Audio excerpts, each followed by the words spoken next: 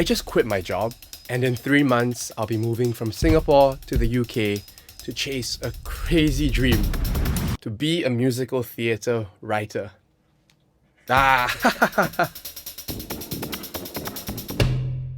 So I've been writing songs since I was like 9 or 10 years old. I actually remember the very day that I wrote my first song. We had an art assignment in school where we were gonna do a solo photo shoot, then use those photos as references for self-portraits. And so it was an exercise in the self and identity and figuring out who we were as children. And so on that day, I brought my favorite t-shirt, I spiked my hair like the lead singer from Simple Plan, and I brought my guitar and proceeded to take some of the cringiest photos in the history of humanity.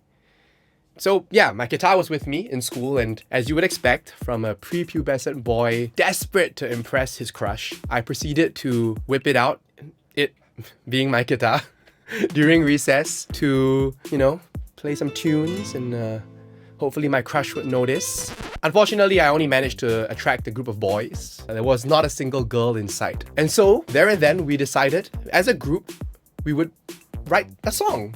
And what would a bunch of 9 to 10-year-old boys write about other than the very, very important topic? This quintessential human experience that really encapsulated our collective lived experiences as children. Breakups. 1, 2, 3. When we broke up, my legs couldn't walk no more. My heart couldn't beat and my eyes were sore. And I didn't know what to do. I kept thinking of you, and every night and day, I hope you're missing me too. Yeah, needless to say, none of us had ever been in a relationship before, let alone experience a breakup. But that was the first song I ever wrote. So then, spurred on by our creation, me and this group of friends decided we were gonna form a little boy band. And there was a name for this band that I cannot remember, but we then proceeded to write a few more songs, including this powerful anthem in which we posited the solution to end not 1, not 2, but all the wars. Yes, you heard that right. Every single war on this planet. This is how you end it. War, stop it now, shout it out, scream it out. War, stop it now, shout it out, scream it out. But our pièce de résistance, our magnum opus, was undeniably this song that we wrote and performed for our school's Summer Fete talent show that thankfully my dad recorded, so enjoy.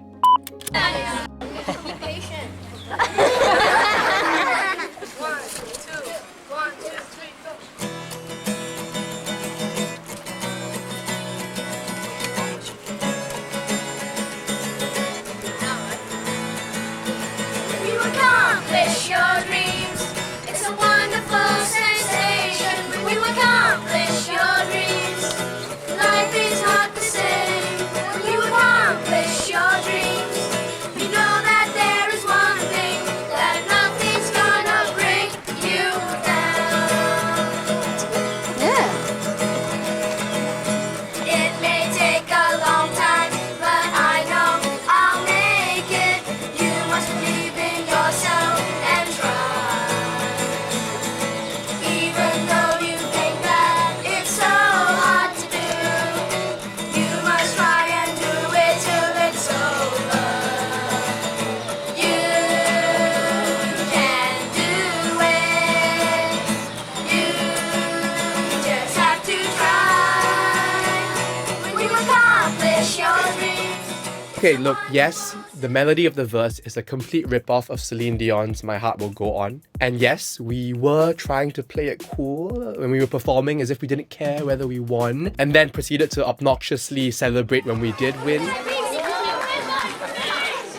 thank you very much. And yes, we were once again writing about something that we knew absolutely nothing about. But I think there's something quite poetic, possibly full circle, or at least half circle, about this song that's all about accomplishing your dreams, marking the beginning of my songwriting journey in light of the next step I'm about to take, that's literally in pursuit of a dream.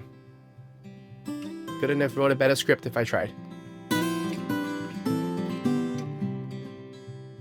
For the next decade of my life, I continued to write songs. And naturally, I wanted to be a singer-songwriter, like those I saw on YouTube. I mean, this was the era of like AJ Raphael, Kina Granis, David Choi, all the OG Asian YouTubers. And so over several years, I would upload my own originals and covers to YouTube, secretly hoping that they would go viral and I'd be the next big Asian thing.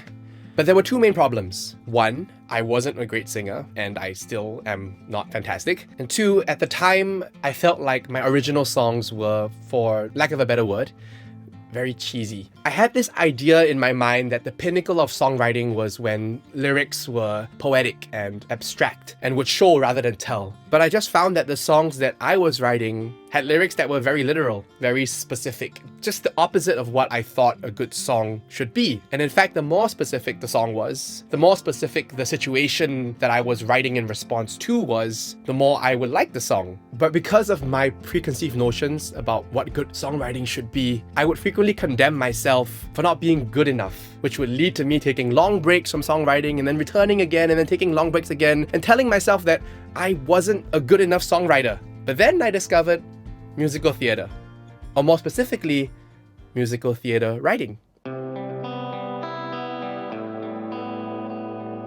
I didn't grow up in a very artsy household. My parents, like many other Singaporean parents, forced me to learn the piano at a young age, and that led to a wider interest in music that I pursued on my own. But my parents didn't and still don't go to the theatre. They go to the cinema like once a year. The very first concert that my dad went to was literally last year when he brought my sister to the Taylor Swift Eras tour, and he had a great time. But they just didn't have that exposure growing up, and so I didn't as well. But when I was 16, someone in my church randomly asked me, "Hey Nat, do you want to write a musical for our youth group?"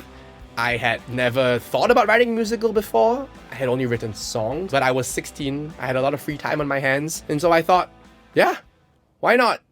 And so in 2012, my church's youth group staged this 1-hour mini musical called Only You and Me. It wasn't very good, but I was 16, so I'm going to be kind to past Nat and say, good job, buddy. And at the end of the day, as it so often is with these things, writing that musical changed the course of my life. It led me to discover this weird and wonderful world of musical theatre. In junior college, one of my teachers, shout out Mrs. Perry, had heard about this show that I had written. And so she came up to me one day and she said, "Nat, have you heard of this musical that's currently on the West End called Matilda, based off the book by Roald Dahl?" And I said, "No, I would love to hear more about it." And the very next day, she hands me a burned CD of the Matilda cast recording. I didn't ask for it, just completely unprompted, but she just decided that I needed to hear this. And so I went home, I put it on, and I distinctly remember hearing Tim Minchin's lyrics for the first time and thinking, oh, this is what I should be writing. Because his lyrics were literal, they were specific, they were silly and used wordplay and internal rhymes and had simple hooky melodies with cheesy resolves. All the things that I thought made my writing bad, all the things that I was insecure about in my writing were desired and celebrated in this medium. And of course, my writing was nowhere near the level and is still nowhere near the level of Tim Minchin. But Matilda opened my eyes to this brand new medium of writing that aligned with my strengths and preferences as a writer. Look, nobody's asking, but a piece of advice for any young creatives out there: don't lock yourself into a singular dream too early on. The world and the industry of art making and creativity is so boundless and diverse. There are jobs and roles and genres and mediums and styles out there that you probably don't even know exist. Or maybe they don't exist yet and you are going to create it. So don't feel like you have to force yourself to fit into any sort of mold. You make your own path. And this sounds kind of crazy, but don't be afraid to give up on a dream. I have Mrs. Perry to thank for that one.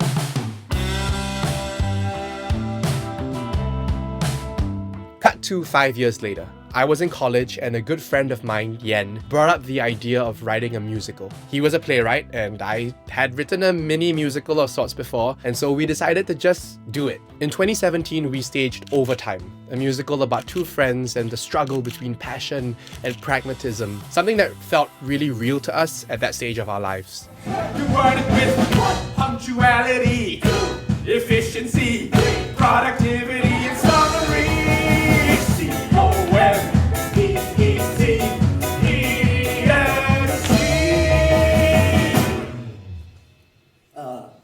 I think you're missing That is the question on my mind. It was a work that we were really proud of, and through that journey we made some incredible lifelong friends, and importantly we discovered that we kind of worked pretty well together. One of the hardest things about writing musicals is one, how long they take, and two, how collaborative it is. And so those two things combined means that if you want to make musicals sustainably and enjoy the process along the way, it's super important to find collaborators with whom you enjoy working with. So I'm very grateful to have found Yen, and we continue to work together to this day on musicals and other things. Check out our podcast, Comic Sans, at the link below. Anyway, following over time, cut to another 4 years later. We've graduated. Yen has launched his career as a successful playwright and novelist. I started a day job while doing some sound design and audio engineering work on the side. But we both began to feel this itch to write another musical again. And so in 2022, we started writing Privacy Settings, a musical about technology and family and everything in between. We worked on it for 2 years and were very fortunate to receive some funding to complete a draft of the work and then present a showcase, which actually just happened this year in February. It was honestly such an eye-opening process working with a professional cast, band, and orchestrator for the first time. And if you want to check out a song from the showcase, you can click the link there, I don't know, somewhere. Bio, maybe on my face. And sometimes the page will turn, and sometimes the days will burn, and sometimes we have to learn how to let things go, how to let things go. And I don't remember every day like this. But the most life-changing part of working on Privacy Settings was that it really cemented that this was what I wanted to do with my life. At this point, I've worked a day job now for over 4 years. I've done different projects across sound design and mixing and producing music, but none of that work fulfilled me and excited me in the way that writing musicals did and does. I remember I was on holiday once in Europe of all places. Amazing, Croatia, beautiful. But I kept thinking I can't wait to get back to Singapore to keep writing this musical. And that was when I was like, okay, I can't run away from this. And so here I am, 2-ish musicals under my belt. But honestly, for Yen and I, those musicals were really just about getting the reps in, to hone our craft in writing for what is arguably the most creatively challenging medium out there. I think that mindset really allows us to have a very healthy relationship with our past work, celebrating what we managed to achieve while, acknowledging that there are ways in which we can continue to improve. And I think that drive to become better writers is what continuously compels us to create new work. And so that's why I'm moving to the UK, to pursue opportunities as a writer, whatever that may look like, to find a community of other musical theatre writers, something that's a lot more prevalent in the UK than here in Singapore. And so if by any chance, you person watching this video, you are a musical theatre writer, composer, lyricist, orchestrator, creator, drop me an email. I would love to connect, whether you're in the UK or in Singapore or any part of the world. Let's make some art. Let's do things. Yeah!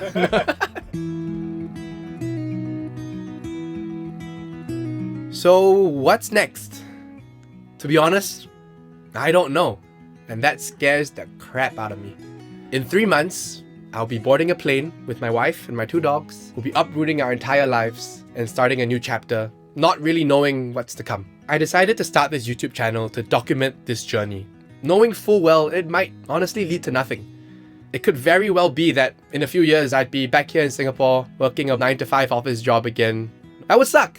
That wouldn't be the ideal plan. But even if that was the case, even if I don't make it as a musical theatre writer, whatever that means, my hope is that by making these videos, one day I'll be able to look back and they will serve as a reminder for all the things that I'm feeling right now. The excitement of not knowing what's to come, the thrill of just taking this insane leap into the unknown, and the wonder of like, oh, I'm gonna be able to forge a new life for myself and my family in this new country, in this new environment, with new community. And I hope that one day, if future Nat ever looks back on these videos and is in a place where like disappointment and rejection and pragmatism, good old Singaporean pragmatism, has beaten him down, that I will be reminded that there are these feelings that are worth chasing and feeling and living.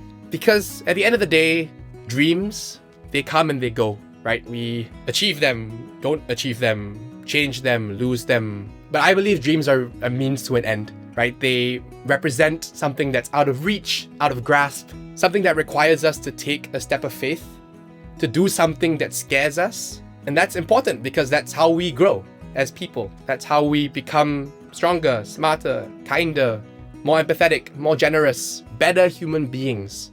That's why I'm chasing this dream. So there it is. That's my story and this is my journey. If by some miracle you're still watching this long-ass video, thank you. And if you're interested in following me on this crazy adventure, feel free to hit the subscribe button. Hopefully there'll be more videos to come. I'll be documenting my journey to the UK and just trying to make this crazy dream come true. And I would love to have you along for the ride. Until then, always remember, When you accomplish your dreams, it's a wonderful sensation. When you accomplish your dreams, life is not the same. When you accomplish your dreams, you know that